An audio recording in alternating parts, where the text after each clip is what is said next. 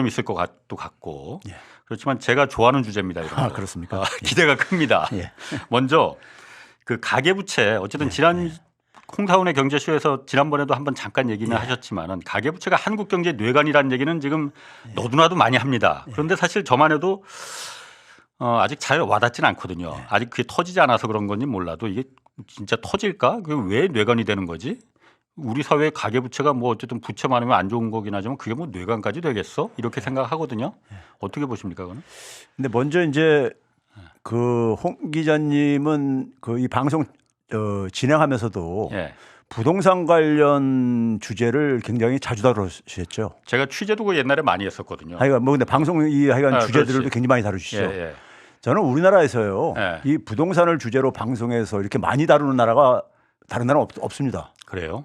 부동산 문제를 이렇게 뭐 온 국민들도 관심을 갖지만은 예. 방송에서 그러니까는 부동산 관련 무슨 뭐 얘기가 나오면은 귀들 쫑긋해서 예. 듣고 부동산에 대해서 온 국민들이 그러니까 그러다 보니까 방송에서도 다루고 그러죠. 많이 다루는 이런 나라가 없어요. 그렇지. 지구상에 제가 볼 때는요. 주요 예. 국가들 중에서는 적어도요.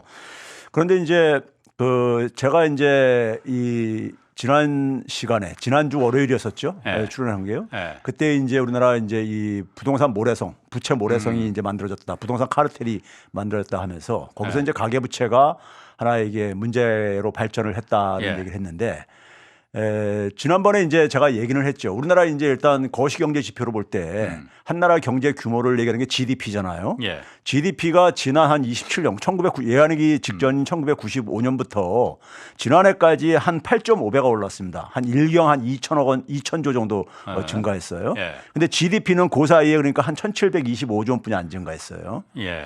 근데 한 가지 더 이제 제가 그 강조하고 가계 소득도 마찬가지인데 기업들이요. 네. 기업들은 영업 활동을 해서 이제 그러니까는 그 돈을 그렇지. 수익을 창출을 목적을 하잖아요. 네. 자본주의 사회에서 더구나 네. 가장 중요한 경제 주체고요. 기업들이 요 같은 기간에요. 기업들이 그러니까는 소위 말해서 우리가 이제 부가가치 기준으로 영업이익이라는 용어보다는 영업잉여라는 말을 쓰는데 예. 약간 좀 틀리긴 한데 영업이익에 가까운 영업잉여가 한 208조 원 정도 증가했어요. 예. 기업들이에요. 그러니까요. 근데 이 사이에 기업의 부동산 자산도 3,020조 원이나 증가했습니다. 가만 영업이익이 얼마 증가했다고요? 208조 원이요. 208조인데 부동산은 3,020조 원이요. 3,020조. 예. 그러니까 기업조차도 그렇다는 얘기예요. 그게 더 돈이 되니까. 그 얘기는 돈이 그러니까 우리가 소위 말해서 부가가치를 만드는 생산활동으로 가지 않고 그렇지. 부동산 자산으로 가고 있다는 걸 제가 이제 말씀드리기 위해서 지금 얘기를 한 건데요. 예. 이게 이제 뭐하고 관련이 있냐면요. 생산활동을 안 가다 보니까는 우리가 OECD에서 그러니까는 그 좀 부정적인 측면 속에서 굉장히 나쁜 지표 제가 몇 가지만 소개를 해볼게요. 예. 가장 강한 게 저출산율 보게 되면 꼴찌죠. 예. 우리나라. 예. 심각합니다. 우리나라 완전히 저 꼴찌라도 그 다음에 꼴찌에서 두 번째와 하고도 굉장히 격차가 커요. 원탑 완전한 원탑이야. 예, 그러니까 소위 말해서 비교가 안 될 정도로 이제 가죠. 예. 그런데 이제 그것과 저는 국민들이 따로따로 이제 분리해서 보시는데 예. 노동 생산성이요 굉장히 낮습니다. 낮은 나라예요. 노동 생산성. 예, 생산성이라는 게 우리가 지금 우리가 성장률이 계속 둔화되고 있잖아요. 둔화돼가지고 지금 최근에 1년간은 1.1%가 떨어졌어요. 근데 이 성장률을 끌어올리려면은 소위 말해서 생산성이 올라야지만 된다는 것은 우리가 이제 모든 경제 전문가들이 다 이구동성을 하는 얘기입니다. 근데 노동 생산성이 우리나라가 OECD 그 평균에 비해서 한 80% 정도밖에 안 돼요. OECD 평균에 비해서요. 뭐 제일 높은 나라가 아니라 평균에 비해서도요. 그게 사실 그러니까 개선이 안 되어지고 있어요. 문제는요. 지난 수십 년 동안에. 그다음에 또 한 가지는 보게 되면요.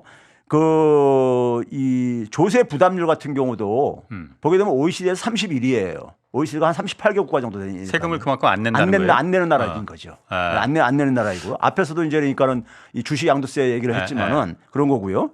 그러다 보니까 이제 사회 보장 지출, 사회로부터 얼마나 보호받냐는 것도요. 이것도 34위입니다. 34위예요. 그리고 또 한 가지 제가 이제 오늘 말씀드리고 싶은 것은 10대들 있잖아요. 10대들의 삶에 대한 만족도가 우리가 꼴찌에서 두 번째입니다.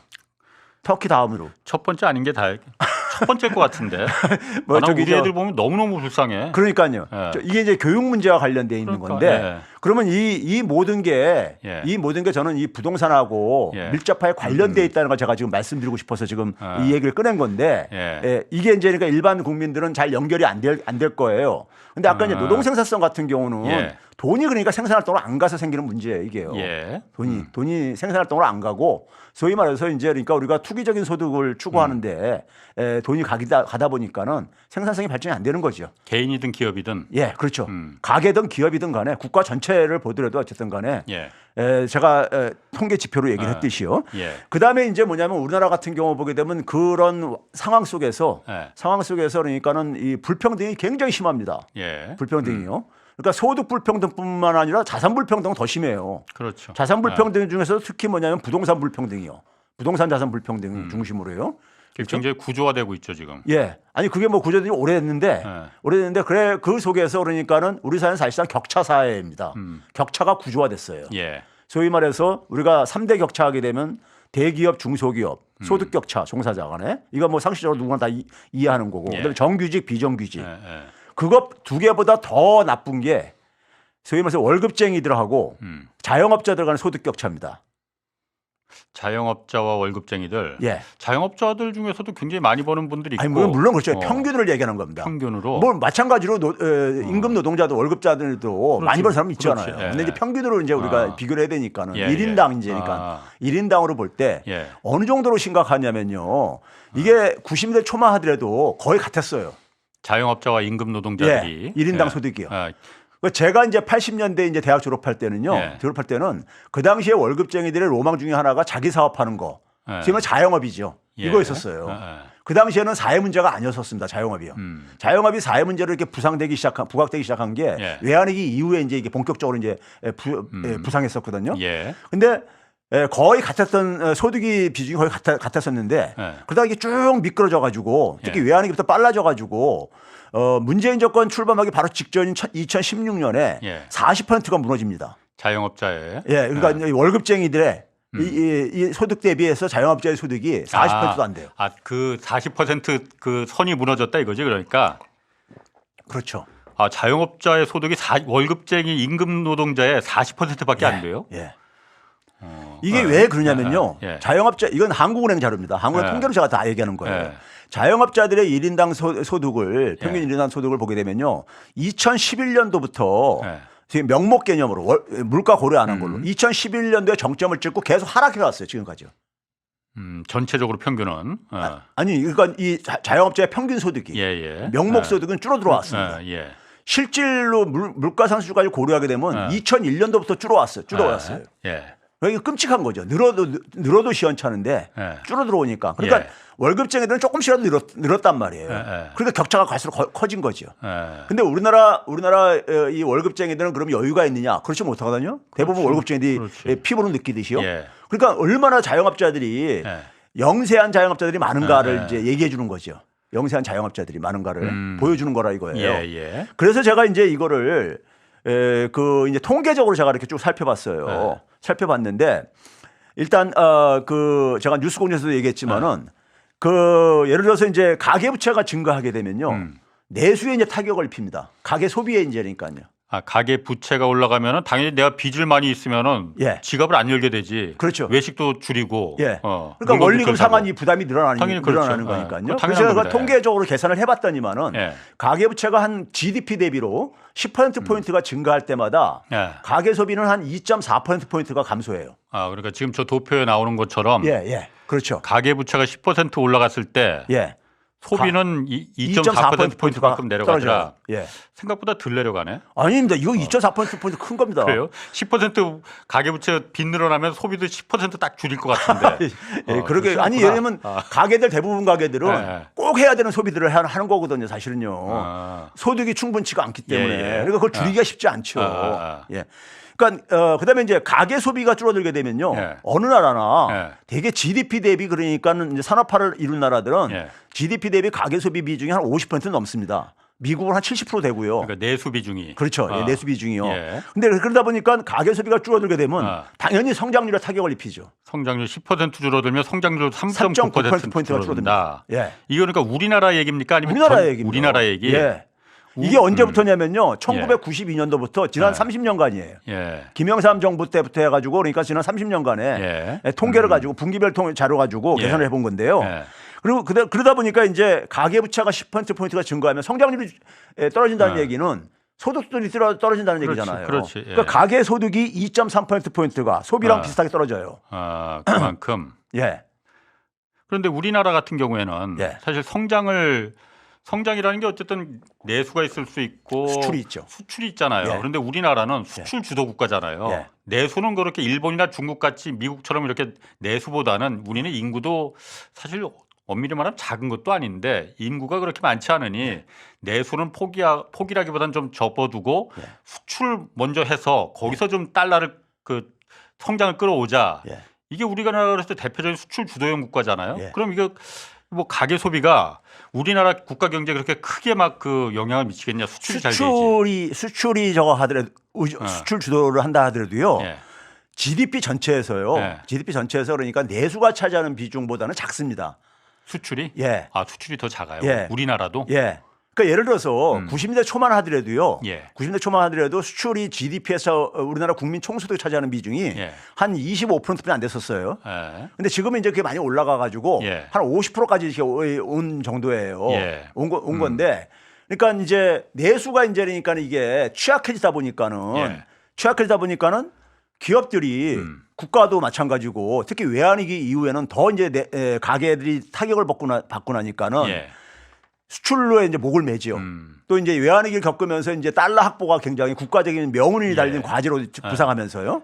근데 이 수출을 이제 그러니까는 그걸로 돌리기 시작한 것이 사실은 외환위기 전후에 이렇게 돼버린 겁니다. 된 건데 그러면 그렇게 되면서 그 전까지는 어느 정도 균형 성장했었어요. 내수하고 수출이 그러니까 균형적으로 관계를 이뤘었어요. 근데 이제 수출과 내수가 균형적인 성장한다는 얘기는 서로가 상호 영향을 미쳤는 건데 사실 외환위기 이후에는요 수출이 잘 된다고 해서 내수가 전혀 영향을 안 받아요. 별로요. 별로 영향 안 미쳐요. 수출이 잘 되면 그러니까 예를 들어서 과거에는 일자리도 증가하고 국내 투자도 증가하고 그랬는데 이게 별로 영향을 안 미쳐요. 그러니까 수출과 이게 내수가 완전히 분리가 돼버리는 이런 상황이 되는데 그러니까 수출 경쟁력을 확보를 해야 되잖아요. 국내는 독과점이지만은 해외는 경쟁적인 시장이니까는 그러니까 소위 말해서 수출 경쟁력을 확보하기 위해서 그때부터 취한 게 바로 뭐냐면요. 기업들은 가격 경쟁력을 확보를 인건비 깎고 그렇죠. 그러니까 고용을 가능한 한 안 하려고 하지요. 그게 이제 생산 자동화라든가 이왕이면 또 비정규직으로 하려고 하고 그다음에 임금 증가율을 최소한 억제하려고 하고요. 그렇죠. 그러면 그렇게 하는 상황 속에서 결국은 뭐냐면 이제 임금 불평등도 심해지게 되고 아까 얘기했던 격차가 이제 생기게 되고요. 정규직과 비정규직도 그때부터 그래서 나오기 시작했어요. 파견직은 사실 93년도부터 나오기 시작합니다. 나오기 시작하는데 근데 하여간 이게 격차가 이제 그러니까 벌어지죠. 그러니까 내수가 더 약해지죠. 그러니까 벌어들인 소득이 줄어드니까. 그렇죠. 내수가 더 약해지니까 수출에 더 목을 매게 되죠.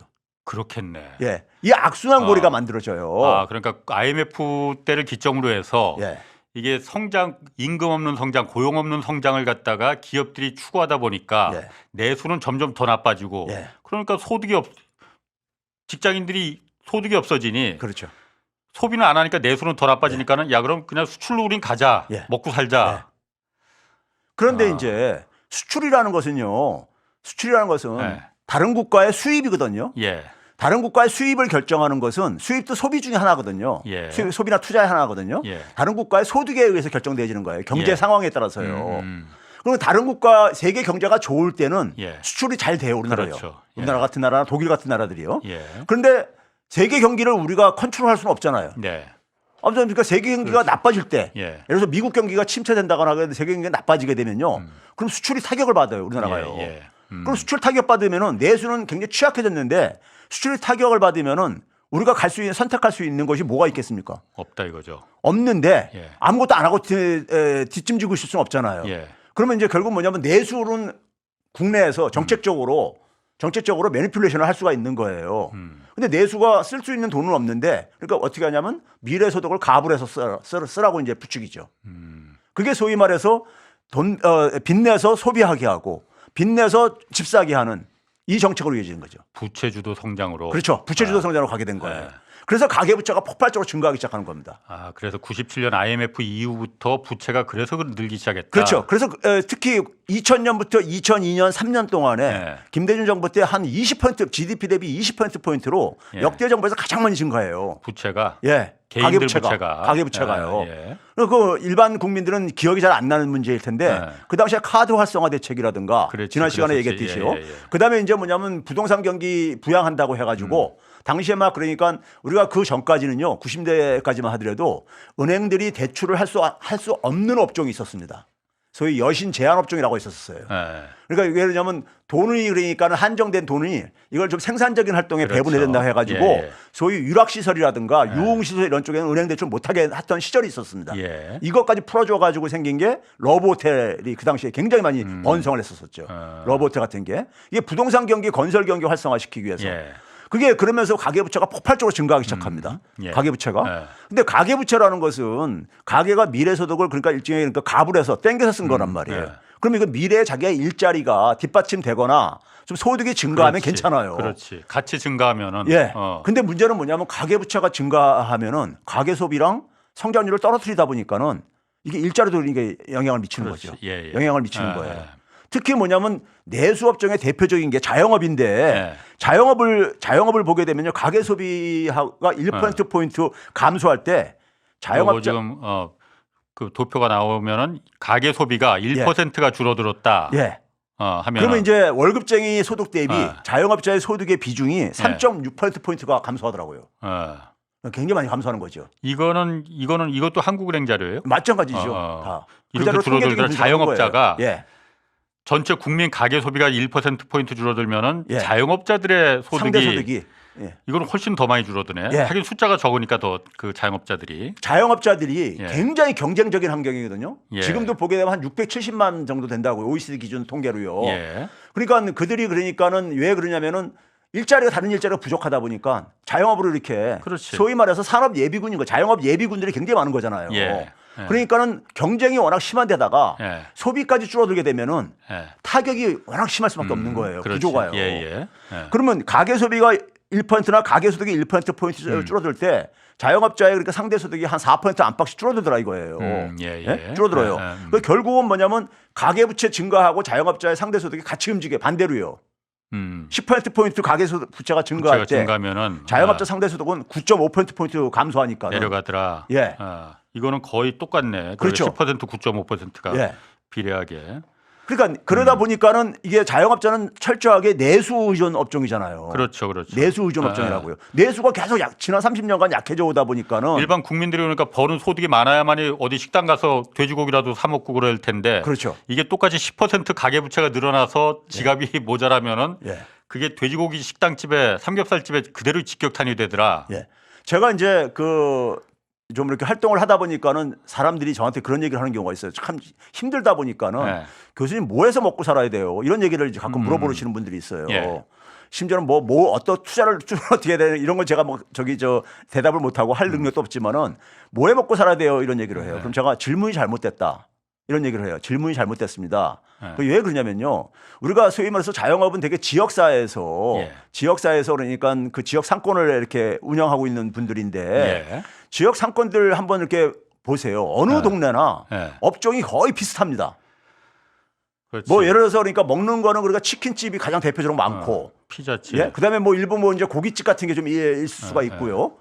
있고 피자집이 있고 그다음에 이제 카페 정도 있을 수가 있고 그리고 이제 마트가 좀 있고요. 그리고 아이들 이제 동네 학원 같은 게 있고 이런 식으로 그다음에 이제 부동산 중개업소 이런 것들 이런 되게 거의 똑같아요. 학교 그거 아니 예구 선진국에 비해서 그냥 다양성이 부족합니다. 거의 획일적이에요. 근데 제가 이제 왜 그러냐면 그 정도뿐이 우리나라 가게가 소비할 여력이 없어요. 다른 걸 해도 그걸 소비해 줄 여력이 없어요. 그래서 제가 무슨 얘기를 하냐면은 가계가 쓸 돈이 없기 때문에 가계는 뭐냐면 지금 제한된 소득을 얼마나 제한된 소득이 지금 소득이 제한되어 있냐면요. 우리가 국세청 자료가 개인별 소득 자료가 있습니다. 통계청에서는 가계 소득을 발표하는데 이건 가계는 그러니까 저희 집 같은 경우는 가구원이 5명인데 5명이 다 경제활동한다고요. 예. 그러니까 다 합치게 되면 가구 소득은 많은 편이죠. 근데 1인당 소득으로 이제 우리가 보게 되면은 그게 한 2,400만 명 정도 되는 자료인데 그 자료를 보게 되면요. 우리가 흔히 OECD 기준으로 중산층이라는 것을 하위 30%에서 상위 30% 사이 40%를 이렇게 봅니다. 그 사이를. 예, 40%를요. 그런데 이 소득이 하위 30%의 월 소득이요. 130만 원 정도밖에 안 됩니다. 하위 30%가 최저임금은 아니, 최저임금보다 안 되는 이유는 일자리가 그만큼 없어서 그런 거예요. 근데 상위 30%는 얼마냐? 350만 원 정도예요. 그러면 상위 30%. 예. 이게 중산층의 소득의 범주예요. 예. 그럼 이 소득을 가지고 더군다나 올해가처럼 물가도 오르고 금리도 오른 이런 상황 속에서는 쓸 돈이 없지요. 쓰고 싶어도. 그러니까는 기껏해야 가족들 그러니까 좀 이제 외식을 한다면은 치킨이나 하고 좀 구할 때 한번 이제 돼지갈비집 가서 좀 가한다거나 이 정도 소비를 하고 아이들이 징징거리면 이제 피자 시켜주고 이 정도인 거예요. 그래서 내가 무슨 얘기 하냐면은 지금 상황 속에서는 어떤 장사를 해도 안 됩니다. 될 수가 없는 구조입니다. 왜? 가게가 쓸 돈이 없기 때문에. 사줄 사람들이 없으니까. 가게가 쓸 돈이 없다 이거예요. 그래서 코로나 팬데믹 때 소위 전 국민 그 재난지원금을 이렇게 줬을 때 자영업자들한테 굉장히 효과가 봤던 이유가 쓰게 했기 때문인 거예요. 강제로요. 그렇지. 기간을 정해서. 그러니까 매출 증가가 일어난 거예요. 그러면 그런 점에서 소비와 가계와 소비와 소득이 그러니까 이게 줄어들게 되면은 직격탄을 맞아요. 자영업자가. 그래서 쭉 줄어들어온 겁니다. 그러니까 우리나라는 그러니까는 사실 자영업자 문제 해결하려면은 가계소득 개선하지 않는 이상에는 가계소득과 가계소비 개선하지 않으면은 살아나기 힘듭니다. 실현하기 힘들어요.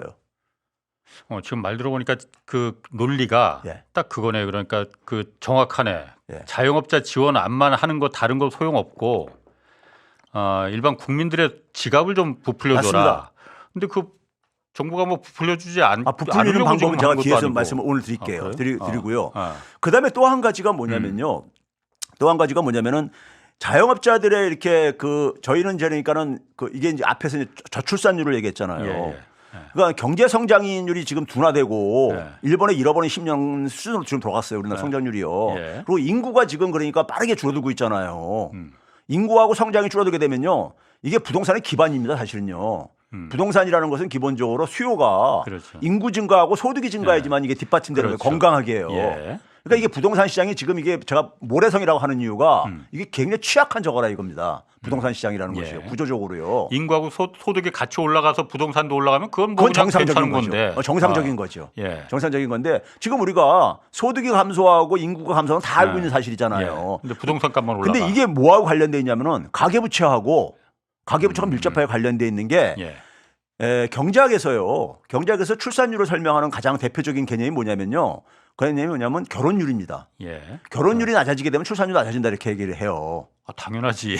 아니 근데 비혼 출산도 사실은 있는데 이게 과거에 이제 어쨌든 간에 우리나라는 비혼 출산이 아직 이렇게 잘 허용이 안 되는 저거지만 하여간 결혼율 낮은 결혼율로 갑니다.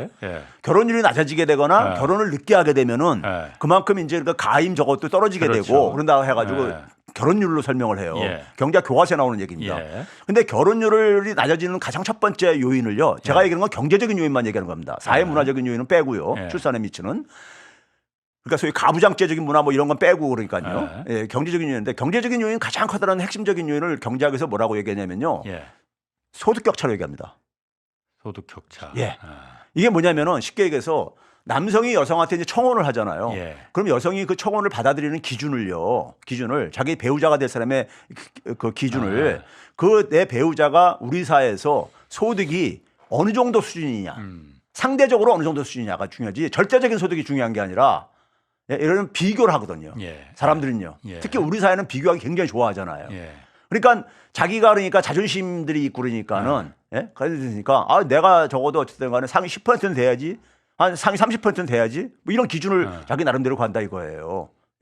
그 사회에서 상대적인 소득에 의해 가지고 한다 이거예요. 그러면 우리나라에서 다른 나라와 다른 게 뭐냐면 우리나라는 자영업이 굉장히 과잉된 나라로 유명합니다. OECD 국가 중에서 가장 그러니까 많은 나라 멕시코와 더불어 가지고요. 그러니까 근데 자영업에 있어서 소득 격차가 가장 심한 곳이 자영업이에요. 사람들이 그동안의 경제학자들이 정규직과 비정규직 간의 임금 격차하고 결혼율을 많이들 연구를 했어요. 그 실제로 확인이 됐습니다. 근데 자영업자 상대소득하고 결혼율과의 관계는 제가 처음으로 해봤는데 이게 거의 그냥 이 자료가 그래서 그 다음 자료에 아마 있을 거예요. 그 다음 자료에 예.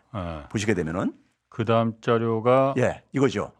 이거 자영업자 상대 소득이 10%포인트 감소할 때 출산율이 0.17명씩 감소하더라고요. 출산율이 지금 우리가 0.6대로 이제 올해 이 출산율은 자영업자의 출산율을 말하는 건 아니죠. 아니죠. 그러니까 국민 전체 자영업자 상대 소득이 이 전체 국민 출산율에 영향을 미치더라. 이게 소득 격차를 상징해 주는 지표니까. 소득 격차를요. 더군다나 비중이 규모가 굉장히 크니까 670만 정도 크니까는. 근데 0.17명씩 그러니까는 하락을 시키더라 이거예요.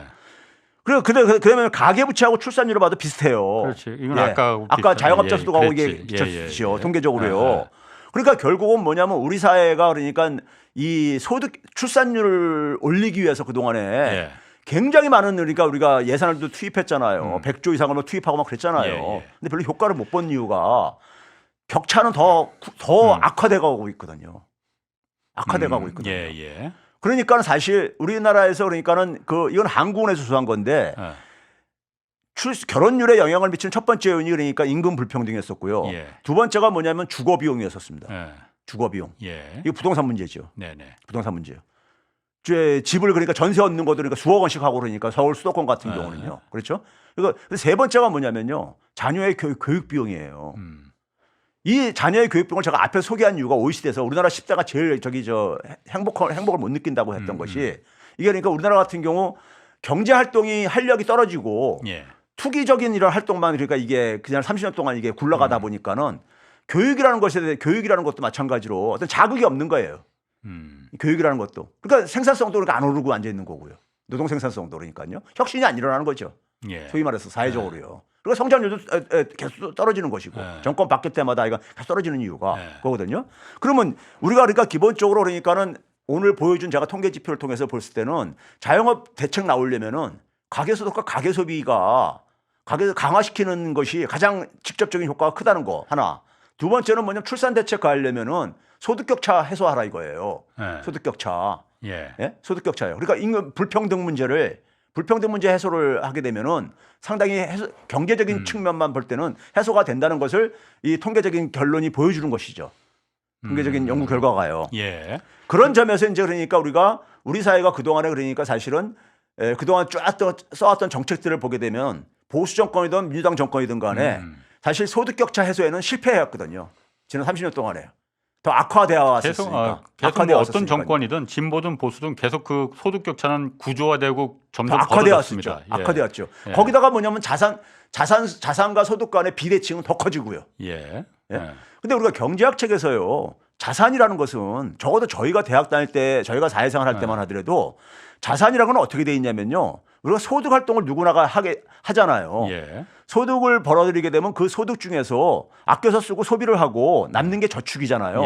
그 저축이 쌓이는 게 자산이었었습니다. 옛날엔 그랬죠. 아니 그게 경제학 교과서에도 지금도 그렇게 돼 있어요. 자산이라는 건. 근데 우리 사회 속에서 자산은 지금은 그게 아니잖아요. 소득 활동과 관계없어. 그냥 부동산 투기 잘하면 되는 거예요. 거기 열심히 하면 되는 거예요.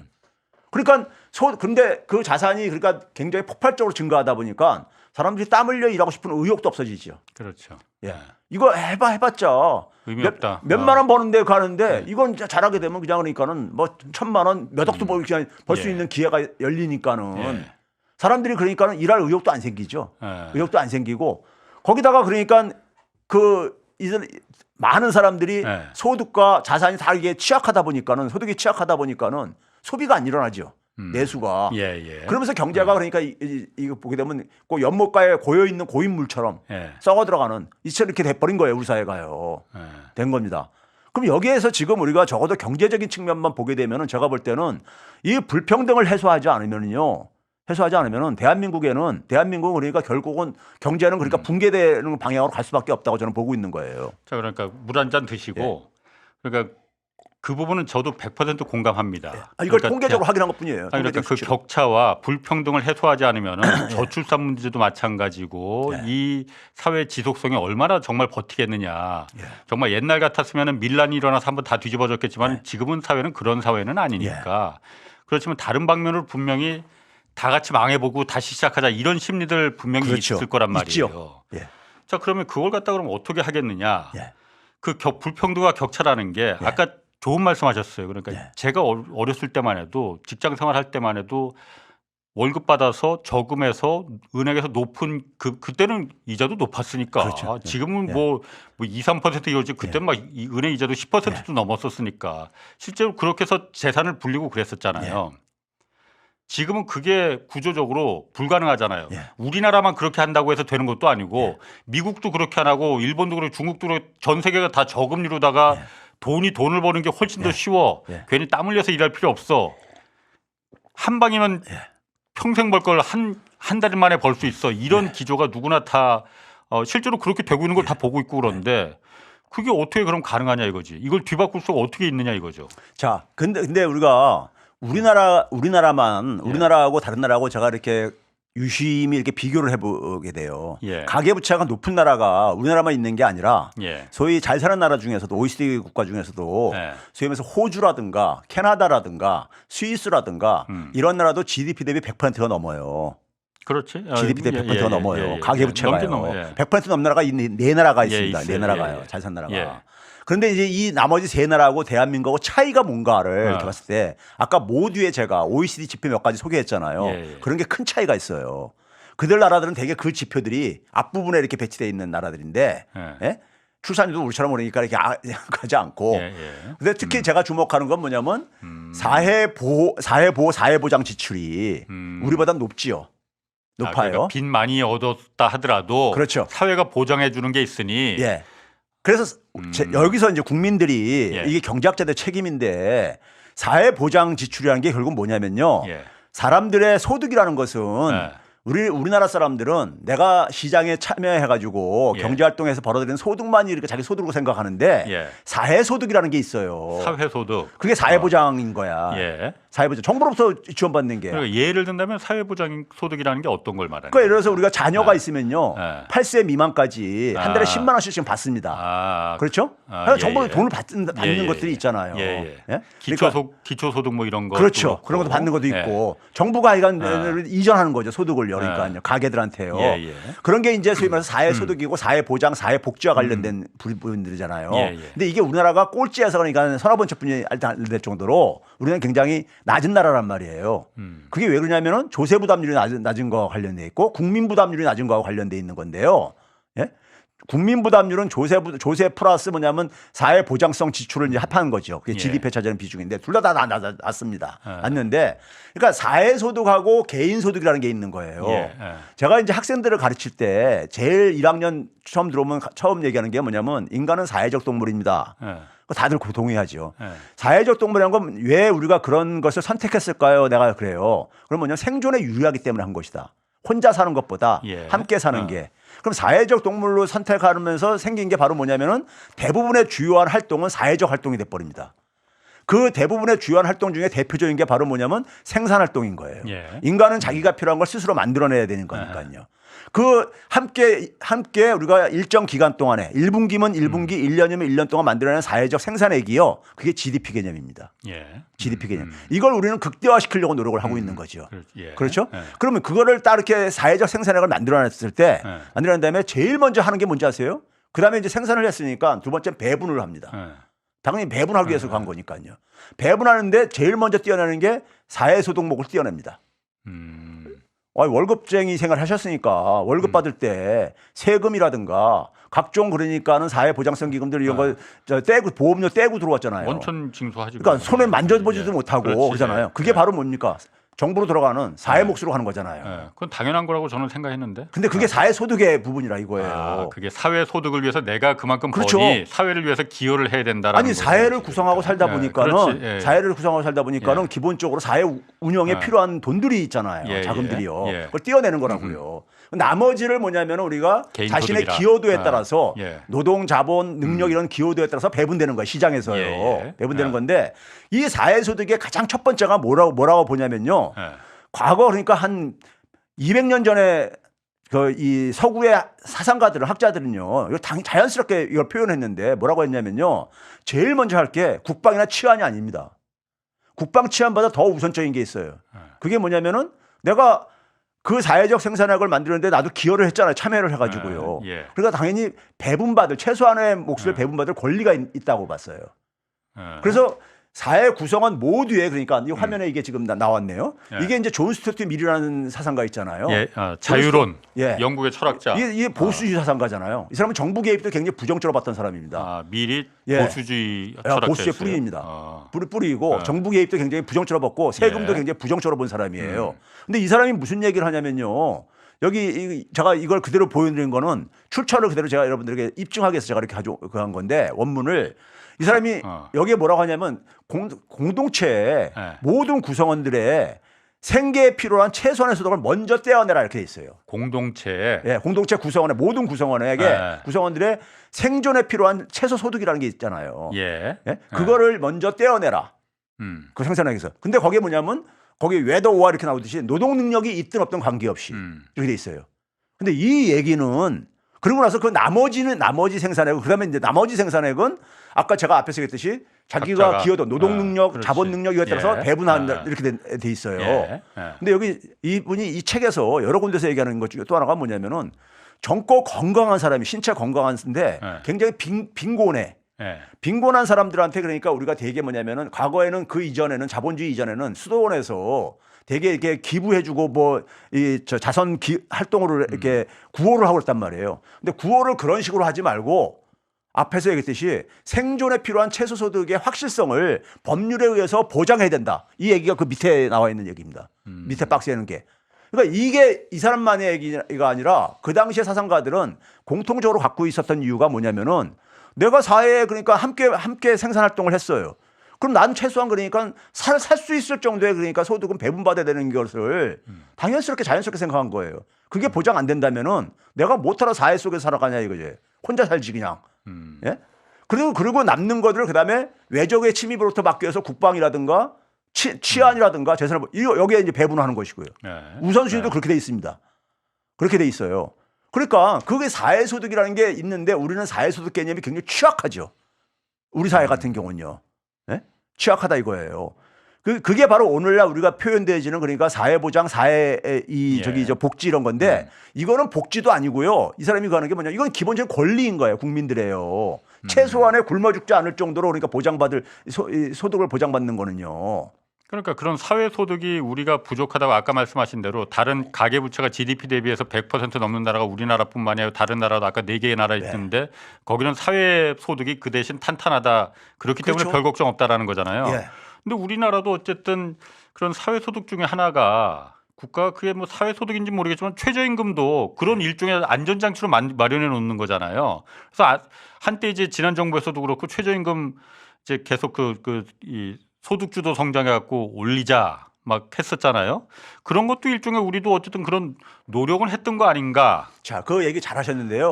최저임금 가지고 우리가 매년 7월 달마다 홍역을 치르는데 맨날 난리쳐요. 매년 7월 달에 그걸 결정을 하잖아요. 최저임금위원회에서. 최저임금위원회에서 결정을 6월 달부터 시작해서 7월 달에 그러니까 주로 이제 보도가 나오기 시작하는데 이제 기한이 이제 만료 시점 임박해가지고 최저임금 우리 인상할 때 보게 되면요. 인상할 때 보면은 어떤 일이 생기는입니까? 한쪽에서는 자영업자를 중심으로 해가지고 인상률 최소화, 심지어 동결 이런 얘기를 우리 지금 죽겠다 지금 자영업자들 이런 얘기를 하고 있어요.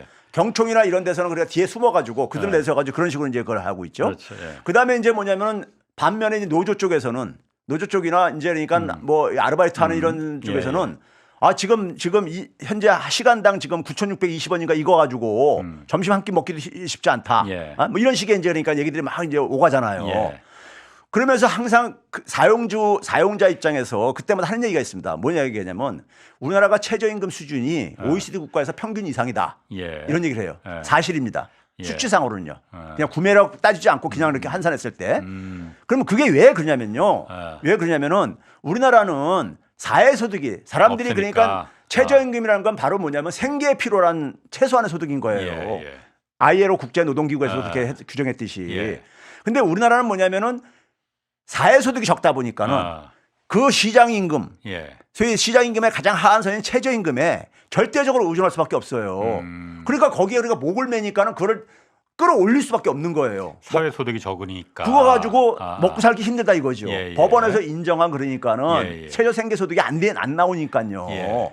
그러니까 그거를 끌어올리려고 할 수밖에 없잖아요. 네. 인지상정이잖아요. 그렇지. 예, 근데 그걸로 누가 타격 보냐? 자영업자들은 고용을 하는 최저임금 대상자들 주로 고용하는 자영업자 소상공인들은 타격을 받는단 말이에요. 그렇죠. 근데 이게 굉장히 야만적인 게 을과 을이 싸움 시키는 거잖아요. 전형적으로 그렇습니다. 그리고 고소득자들은 위에서 웃고 앉아 있는 거예요. 뒷짐지고 있어요. 예? 그러면 이거를 제가 풀어가는 방식 중에 하나가 사회소득을 강화하면은요. 최저임금 인상률을 그렇게 많이 안 높여도 된다니까요. 안 높여도 돼요. 사회소득이 다른 나라처럼 선진국처럼 보장받을 그렇죠. 수 있으니까. 그러니까 그들 나라들은 인상률 많이 안 올린다고요. 그 부담을 줄여들잖아요. 그래서 제가 뭐냐면 노조나 자영업자들한테도 그러니까는 그 부분 강화하는 것에 노조는 더 주목을 해야 되고 자영업자들도 그런 부분 강화에 동의를 해줘야 된다. 예? 자기들 그러니까 소위 말해서 인건비 그러니까 압박 안 받기 위해서는. 그래서 그렇게 돼가지고 최저임금 대상자들이 생계소득이 늘게 되면은 그게 소비로 또 연결되는 측면도 있지 않냐. 당연히 그렇죠. 그리고 그럼 자영업자도 도움이 되는 것이고요. 그렇죠? 그랬을 때 이게 사회소득이 취약해서 생기는 문제인 거예요. 이런 야만적인 사회가 된 이유가. 예? 그러니까 이 부분이 그러니까 사회소득이라는 게 원래가 기본적인 권리인데 국민들의 이게 그러니까 경제학자나 경제 전문가나 혹은 자본의 논리에 의해 가지고 이걸 결국 뭐냐 사회소득을 어떻게 대부분 재원은 뭐가 되겠습니까? 세금이에요. 세금이라고요. 그럼 세금은 누가 많이 내느냐? 돈 많은 사람들이 많이 내게 돼 있는 거예요. 그 싸움인 겁니다. 쉽게 얘기해서. 그러니까 사회 전체가 함께 만든 거를 배분하는 문제가 제가 그래서 경제학과 학생들한테 경제학은 돈의 배분 문제를 연구하는 거다. 이런 얘기를 해요. 왜? 사회적 동물이기 때문에 함께 만들어냈기 때문에 그다음에 배분을 위해서 우리가 함께 만들어낸 거거든요. 자기 몫을 확보하기 위해서요. 예? 단지 뭐냐면 그게 유리하기 때문에 함께 한 거예요. 그럼 지금 말씀하시는 거 좀 지금 결론적으로 쭉 가다 보면은 어쨌든 조세 체계의 문제가 선진국과 후진국 그리고 포용적인 국가와 착취적인 국가를 만들어 놓은 거네 그러면은 그 그렇죠. 사회 소득이라는 게 어쨌든 재원이 문제일 거잖아요. 그러니까 사회 소득이 우리나라는 부족하다 보니까는 사회 소득을 만들 재원이 없다 보니까는 개인들이 알아서 최저임금 올려줄 테니까 개인들이 알아서 살아남아라라는 부분으로 이해가 되는 것 같은데 그럼 말씀하신 대로 최 교수님 말씀하신 대로 사회 소득을 올리는 거 좋다 이거예요. 저도 그 100% 찬성입니다. 모든 사람이 다 찬성하지는 않을 것 같아요. 그러니까 분명히 반대하는 사람도 분명히 있습니다. 어떻게 사회 소득을 그럼 끌어올리느냐? 말씀하신 대로 세금 더 걷어야 된다. 예, 제가 간단한 이 수치 를 보여드릴게요. 어떤 거? 이 수치 있는 표가 나와 있는 거 이거 한번 봐보세요. 간단하지 않은데. 쉬운데 간단히 설명하면 돼요. 이게 뭐냐면요. 국세청에 소득 활동자들이 그러니까 우리나라에 아까 2,360만 명 정도 되었었어요. 2021년도에. 2020년도 건 아마 이제 2월 달 돼야지만 최종 이제 통합소득까지 집계가 될 겁니다. 근데 여기 보게 되면요. 우리가 지금 현재 내는 세금이 있잖아요. 세금이 있는데 예를 들어서 0.1%에 해당되는 사람들이 최고 부자들 0.1%가 한 2만 5천 명 정도 돼요. 2만 5천 명 되는데 이 사람들이 연소득이 얼마가 되냐면요. 18.5억 정도 됩니다. 18.5 여기는 11.94. 이거는 뭐냐면 세금 내고 난 이후에 세금으로 한 6억 내는 거예요. 많이 내죠. 내는데 그러니까 그러면 이 세율이 있잖아요. 세율이요. 각 소득 활동자들이 내는 세율이 있잖아요. 그 세율을 뭘 가냐면 이 소득 활동자들한테 1인당 100만 원씩을 지급할 때 그럼 얼마가 필요하냐면요. 25조 4천억 원 정도가 필요해요. 이 소득 활동자가 한 25만 한 4천만 명 되니까 2,540명 되니까요. 100만 원 정도 지급할 때 재원이 필요한 게 25조 4천억 원 정도 필요하다고요. 그걸 현재 그러니까 내는 세금 방식으로 다 배분을 했을 때 0.1%가 추가로 내야 되는 세금이 2억 원 정도가 더 내요. 0.1 그러니까 100만 원 정도를 모든 근로소득자한테 다 일괄적으로 제급할 근로소득만이 그러니까 아니라 자영업자도 포함된 겁니다. 이게 소득활동자 다 가니까 소득활동 그게 그러니까 기본소득 뭐 이런 거잖아요. 그러니까 저는 이게 그러니까 국민들의 아까 했던 사회소득의 방식인 거예요. 이게요. 그럼 이렇게 0.1% 초부자들도 한 2억 정도만 더 내면 된다. 2억 원이 배정이 돼요. 그걸 배분하게 되면요. 이거 수치 문제니까. 그러면 이세분들은 이걸 내고 나서도 연소득이 한 10억이 남는 거예요. 그러면 한 달에 한 1억 꼴이 남는 거 아직도 되는 거예요. 그러니까요. 거의. 그럼 먹고 살만 하잖아요. 여전히 높잖아요. 뭐 하여튼 세금 내는 건 싫다 하더라도 이게 감당 못할 정도는 아니라 이거 아니에요. 그래서 쭉 내려다 보면은 1%에 있는 사람들이 한 25만 이제 6천 명 정도 되는데 1%에 있는 사람들은 지금 현재 얼마를 벌었냐면은 이게 2021년 자료인데 1억 7천만 원 정도를 세금 내고 나서도 1억 7천만 원 정도가 생겼어요. 1% 정도가 네, 맨 밑에 줄에 왼쪽에 그렇지, 1.66이라는 게 1억 7천만 원 정도예요. 그럼 이 사람들이 추가로 낼 세금이 어느 정도 되느냐? 한 1,200만 원 더 내면 되는 거예요. 1,200만 원 정도. 예?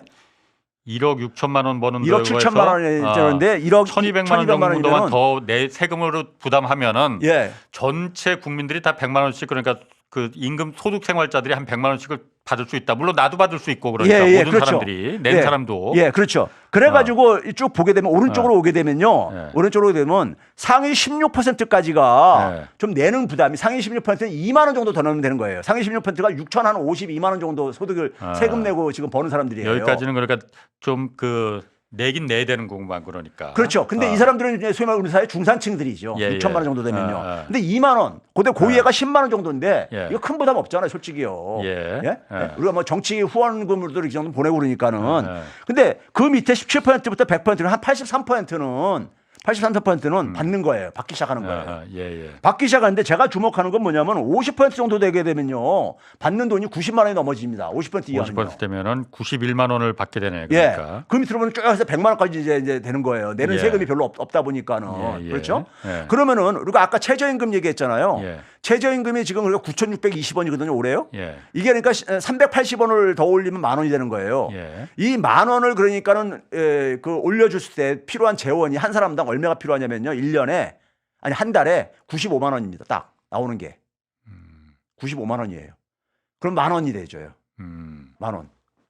95만 원이면은 1년 아니 1년에 필요한 그러니까 1년치를 1년에 1년에 95만 원이요. 그러니까 380원씩 우리가 그 1시간당 380원씩 해가지고 한 달이 209시간이거든요. 거기다 곱하기 11을 하게 되면은 95만 원꼴 나온다 이거예요. 95만 원이 말끔하게 해결되지죠. 이게 최저임금 이하 받는 층이 우리나라에 한 40%가 그 정도 되거든요. 그러면 이거 올리게 되면요. 최저임금 대상자들 최저임금 인상률 가지고 우리가 매년 그렇게 홍역 치르면서 싸움하지 않아도 되고요. 그리고 이게 제가 100만 원을 구한 건 뭐냐면은 이거 감당 가능하다 이거예요. 그 추가로 내는 세금들이요. 자기들 소득에 비교해 봤을 때. 소득을 비교해 봤을 때 연 세금 내고도 12억 정도 버는 사람이 1년에 2억 정도 더 그렇죠. 세금을 더 내면은 전체가 다 밀란이 일어나지 않고 잘 살 수 있다. 우리 사회가 불평등이 제일 심한 나라 중에 하나입니다. 선진국에서요. 그 얘기는 뭐냐면은 배분이 안 된 거예요. 사회소득의 몫이. 그래서 그런 겁니다. 실제로 OECD 통계를 보게 되면은 이전 소득이 우리나라가 비중이 제일 낮아요. 이전 소득이 바로 정부가 그러니까는 가게들한테 이전해 주는 소득이라고요. 그게 사회소득 개념인 거예요. 쉽게 얘기하면요. 근데 이 사회소득은 기본적인 권리라 이거예요. 근데 우리나라 국민들이라든가 전문가들이 이걸 제대로 이걸 세뇌시켜 가지고 자기들 못난 탓으로 국민들 그걸 돌리는 거죠. 그러니까 이게 그러니까 저도 이해는 하는데 여태까지 이른바 여기 보면 0.1% 사람들이 그러니까 1년에 세금 내고 12억 버는 사람들이 2억 정도 더 내는 걸 갖다가 안 내는 이유는 100만 원씩 그냥 주면은 100만 원에 그치지 않는다. 그 무슨 근성이라고 해갖고 100만 원 주면은 200만 원 달라고 한다. 결국은 내가 2억만 더 내는 게 아니고 4억, 5억 더 내야 된다. 한번 주기 시작하면은 이런 논리로 가잖아요. 이게 있잖아요. 이렇게 그거는 우리가 어느 시대나 있었던 논리입니다. 부자들의 어느 시대나 있었던 논리고 더 주기 싫어서 그런 건 논리인 거잖아요. 쉽게 얘기해서요. 그런데 뭐냐면은 이거를 결정하는 거는요.